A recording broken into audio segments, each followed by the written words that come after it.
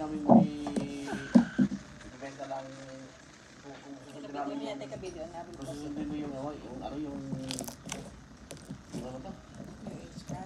Kung susundin mo yung age-card, susundin kami kasi pag ng oras ng pagsasabi ng mga ilang taon, tataas na yung value ng bahay. Hindi mo yung ganun nga pala. kailangan isagad mo. Tama nga pala. Ayun, kulang pa kayo, 40 nga lang yun. Kasi dapat gusto ko sana doon ay 325. Kaya ako nagtawag ng appraisal. Magkano sa price? 199. 199. 200. 200 nga. 200 dito.